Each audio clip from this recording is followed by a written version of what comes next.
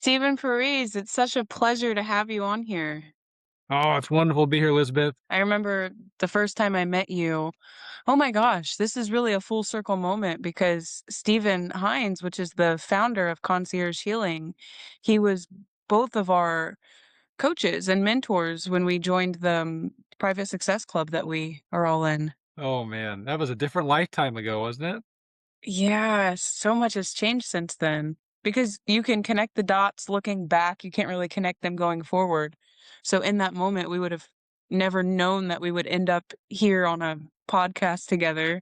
Isn't that true? I would say, did things change or did you change?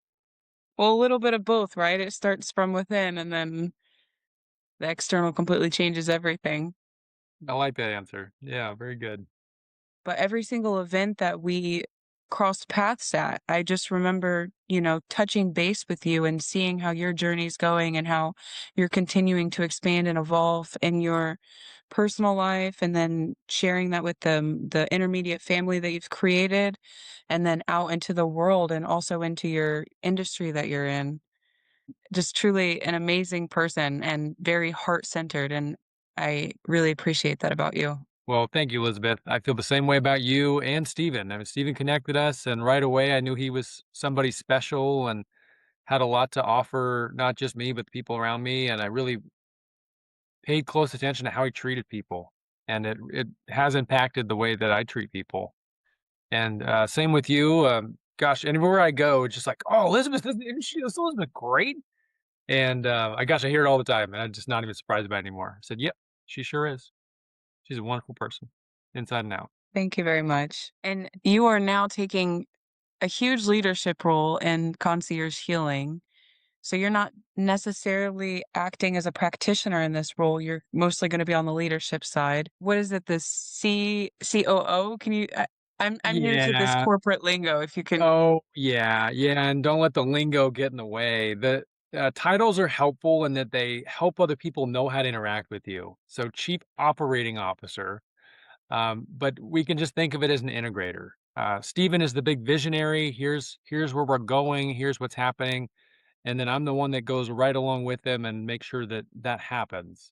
So in other words, like he would set the values and the vision and the mission, and then I work with him on that, but then just make sure that's carried out and who we bring on the team and how we treat people. Can you tell me, Stephen, a little bit about your background? I know that you were a physical therapist for a while. You have your doctorates in that, and how did that eventually lead you to leadership in general? Yeah, yeah. I got my doctorate of physical therapy over 10 years ago, and treated patients and continue to treat patients, but really gravitated towards leadership. The amount of that I could do individually was way less than what I could do collectively with a team. And with a background in sports, and team has always been something that's very important to me. And not only is it fulfilling, but also just the impact of a team is much more significant than the impact of an individual. And being a part of healthcare as it is, and I'm sure we're going to get into this, there's opportunity for improvement beyond the one-on-one practitioner and patient or client. There's system changes, and the more we can impact more people, we can impact healthcare for the better. I'd be interested in your perspective. I'm sure you've seen it over the last 10 years. What happens when a system no longer fits or serves the clients in this industry?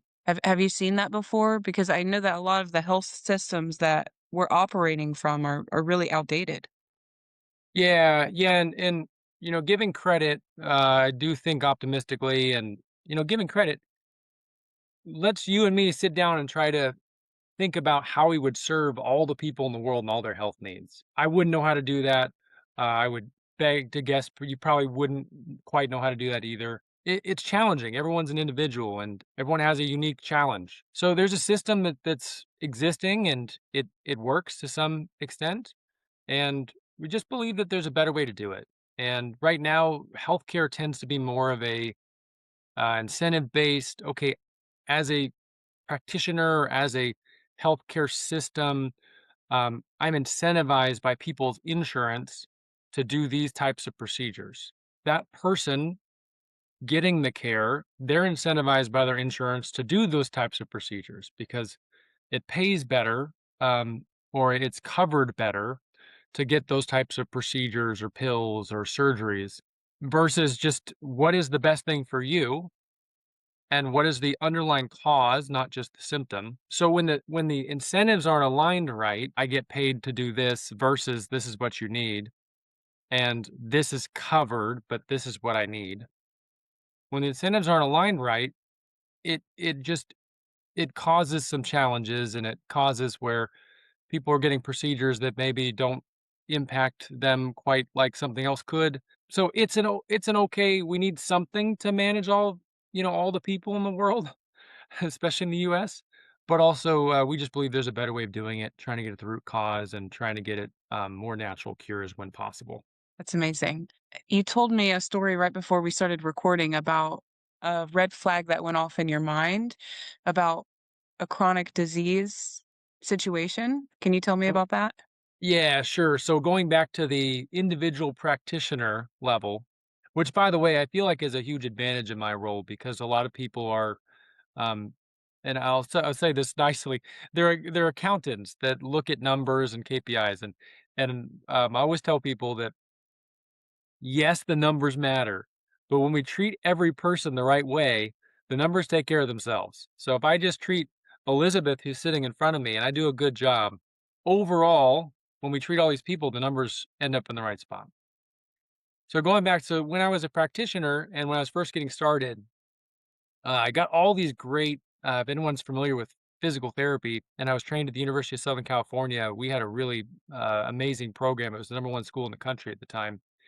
I got all this information on biomechanics and manual therapy and exercise science. And I had this great toolbox where if you had a true musculoskeletal, a bone and joint issue, I was taught how to figure out what it was and for the most part fix it. So if you're a young athlete with no health problems, great. This is the spot.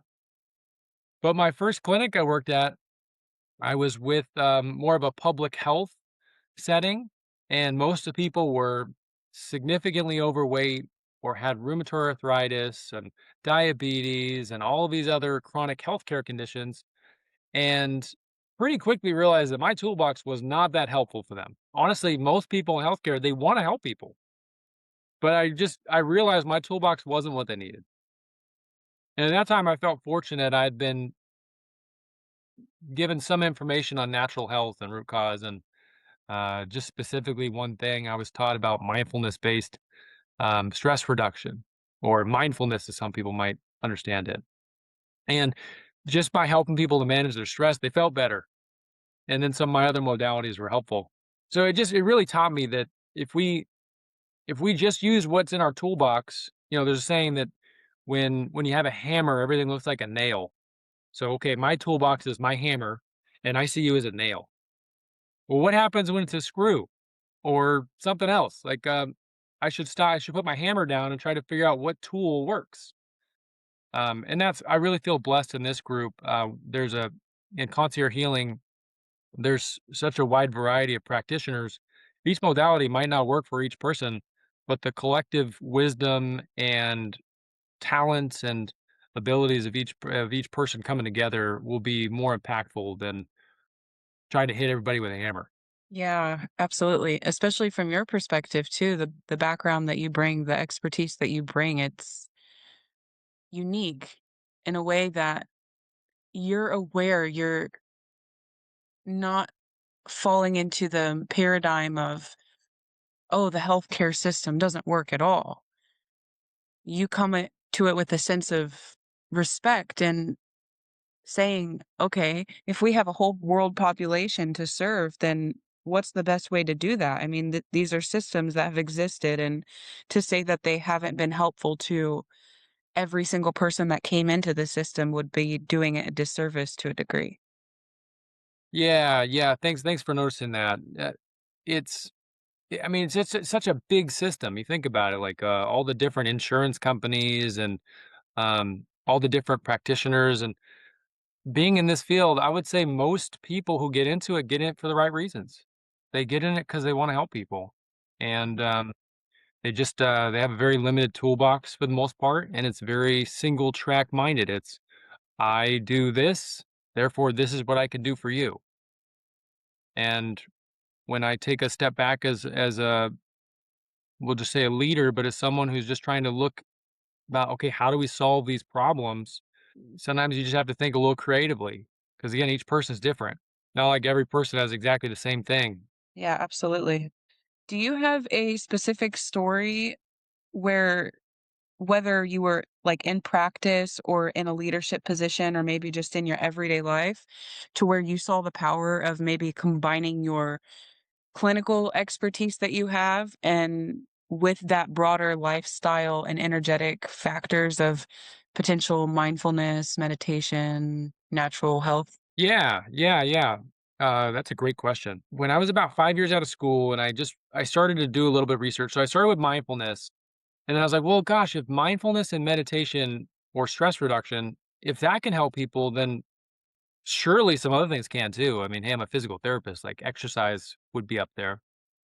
And then okay, what about nutrition? And what about sleep? And I dug into all those topics and I was like, wow, when we look at the top 10 causes of death, you can directly link them to pretty much all of these issues: sleep, stress, exercise, uh, toxins and environmental toxins.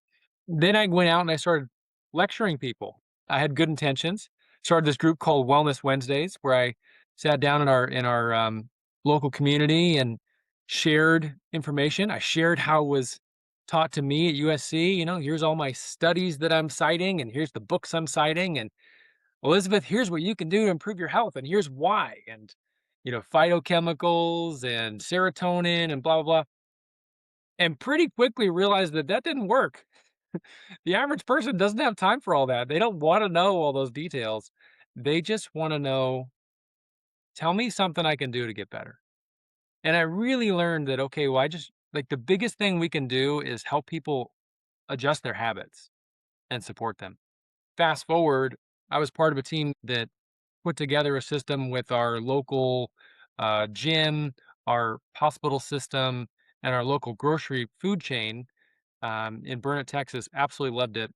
And we had a class once a week where we had the fitness, like we had people come in and actually do the activities because the goal was to have them have the people going through connect to a group of like-minded people, which we know in our organization is extremely important, and to actually do the things that we're talking about, not just talk about them. I brought up the lecture example earlier because me sharing with people doesn't really change them that much.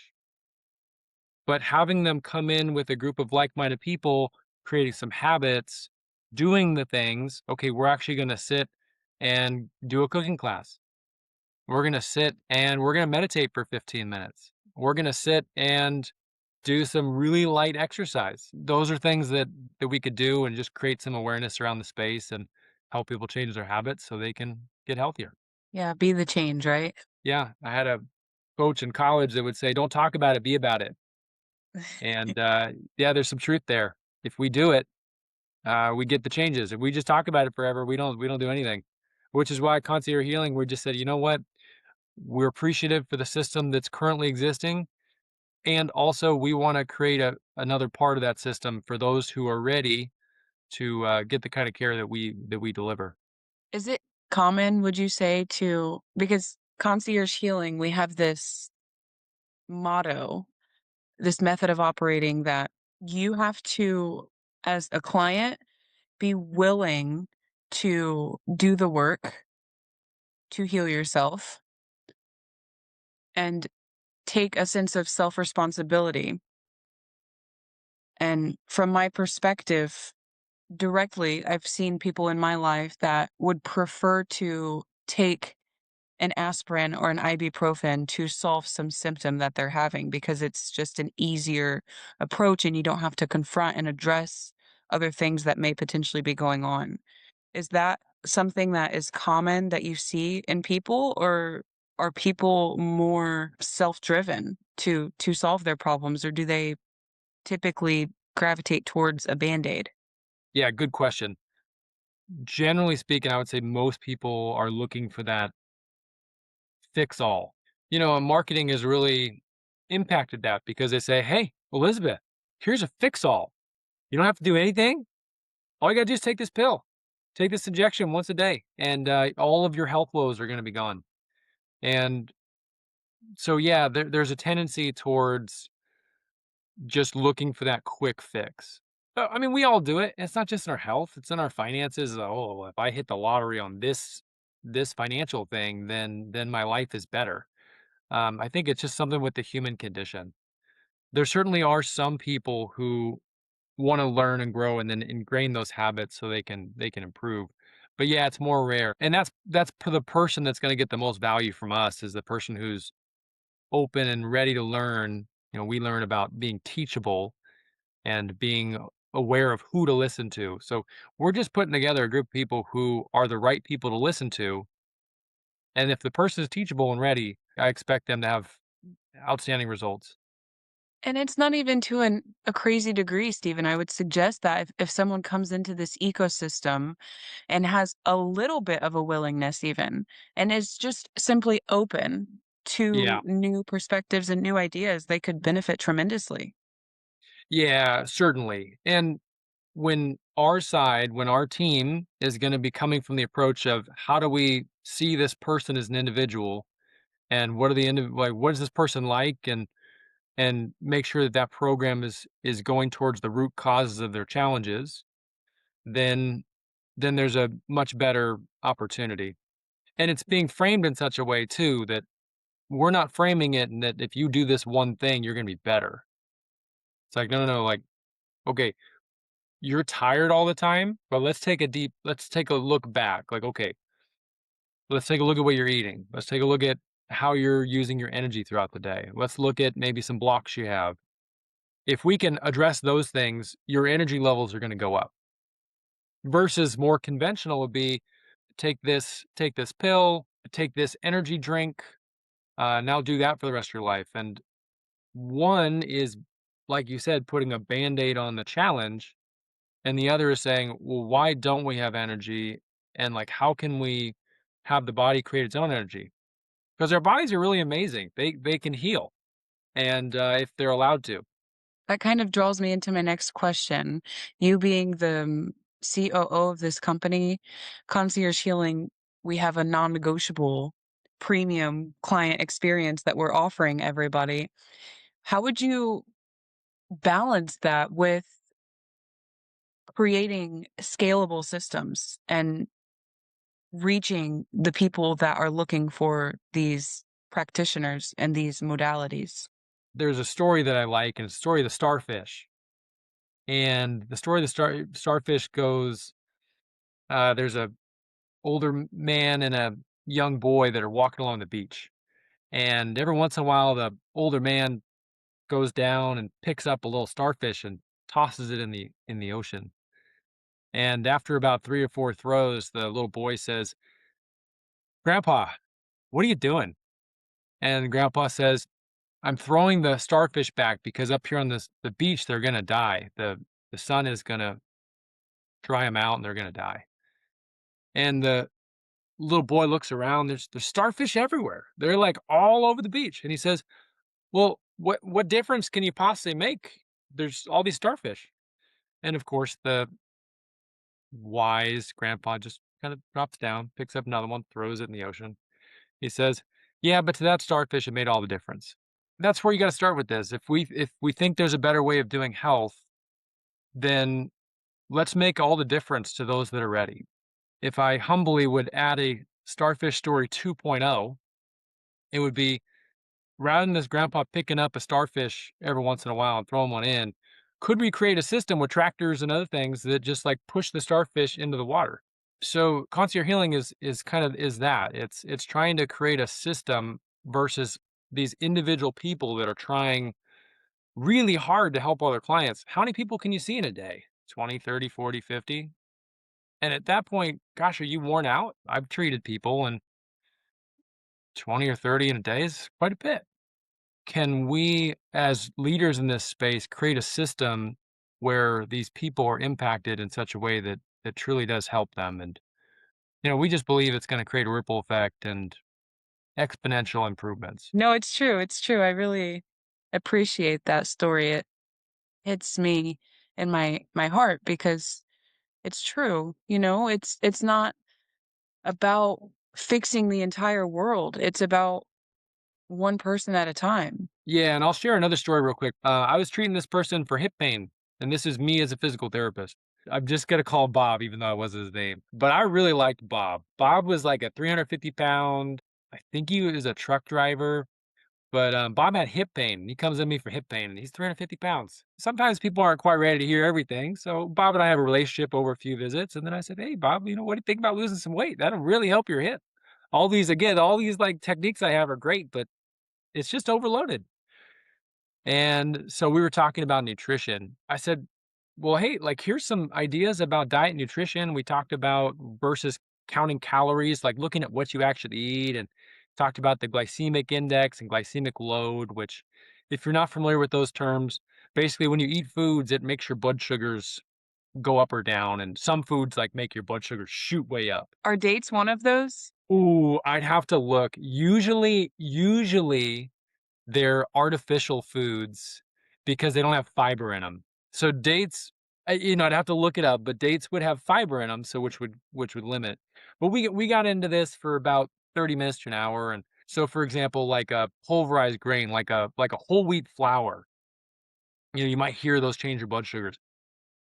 Well, there is some research that shows that a whole wheat sandwich or whole wheat peanut butter jelly raises your blood sugars more than just peanut butter and jelly, like significantly more, because of the way that the grain um, is broken up, and it just shoots your blood sugars up, which cause your body to overproduce insulin. Because if your blood sugars are too high, it causes havoc on your system.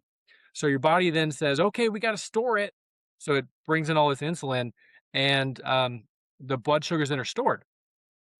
So when you overcreate insulin based on eating foods that spike your blood sugars, it it causes your body to go into physiologic storage mode.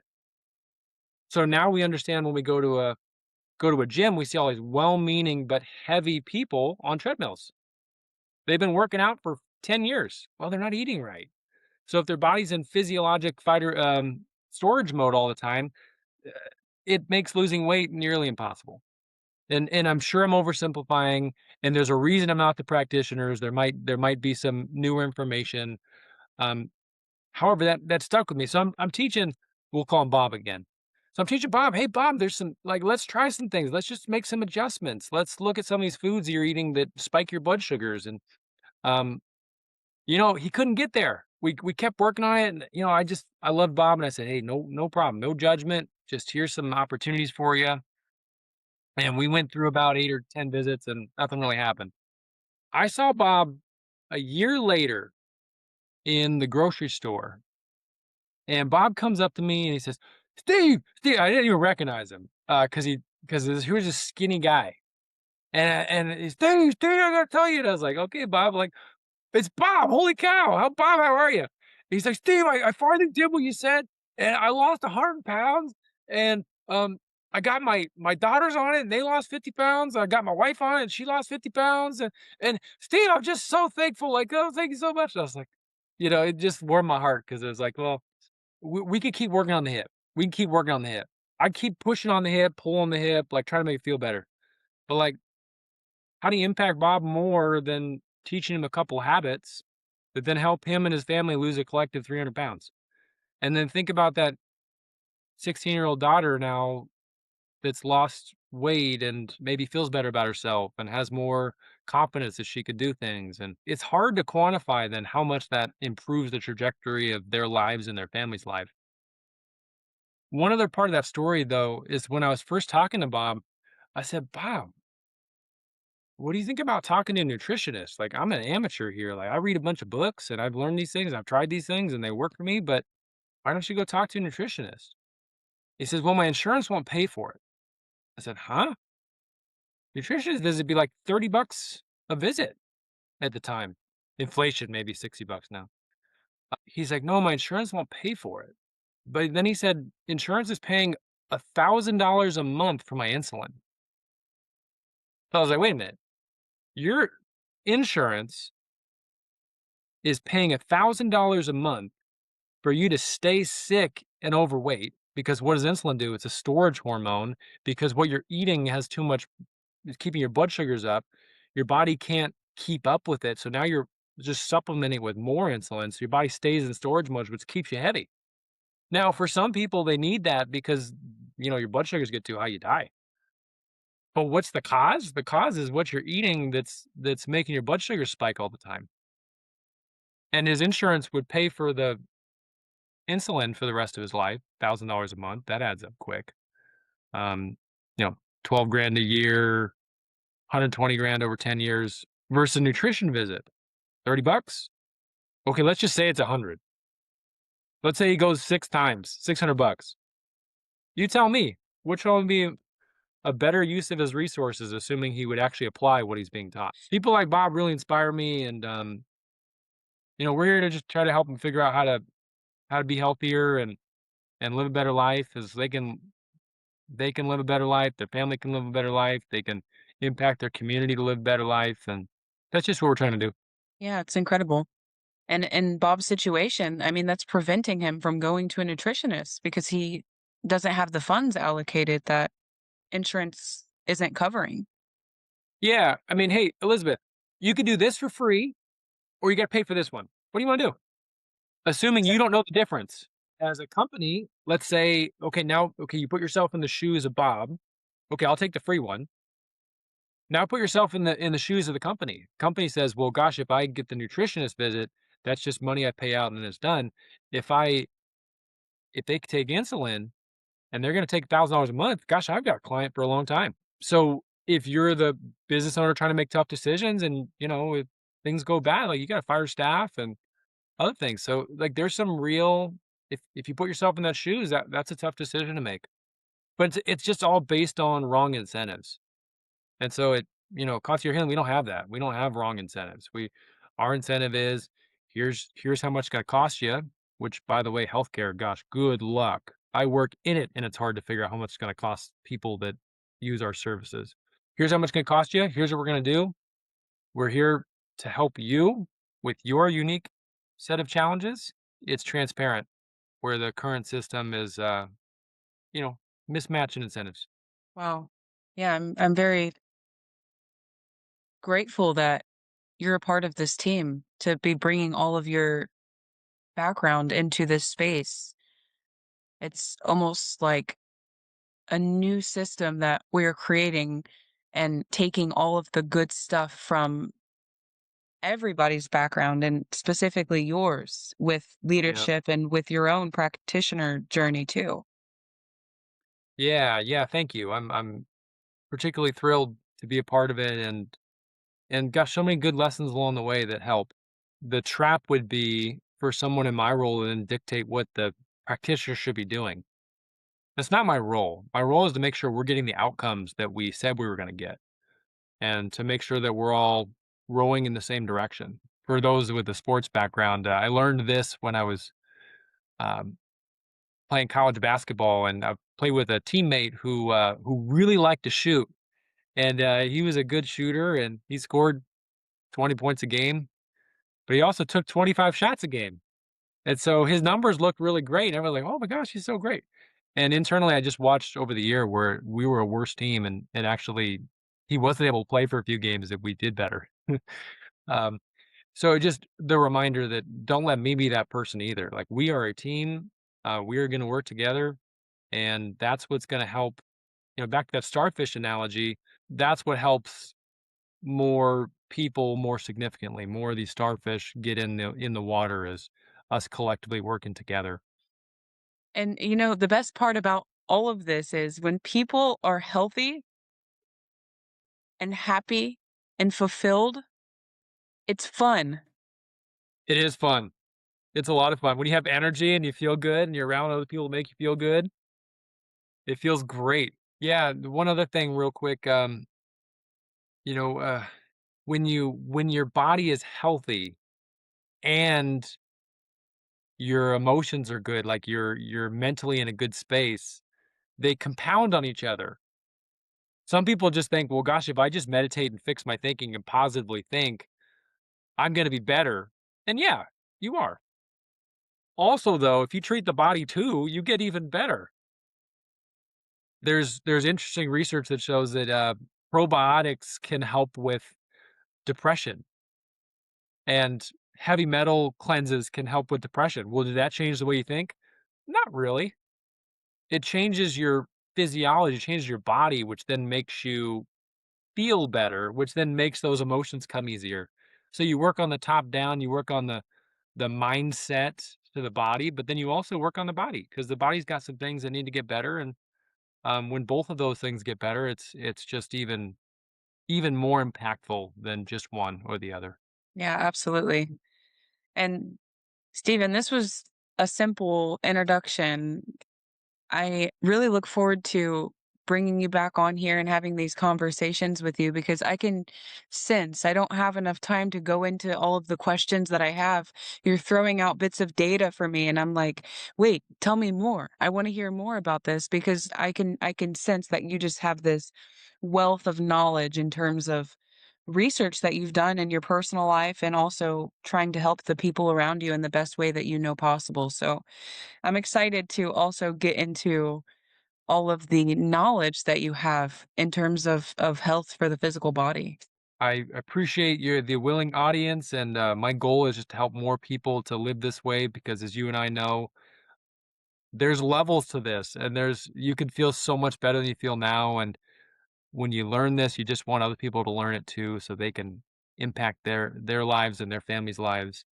So, thank you. I appreciate that, and we'll be happy to come back on with you.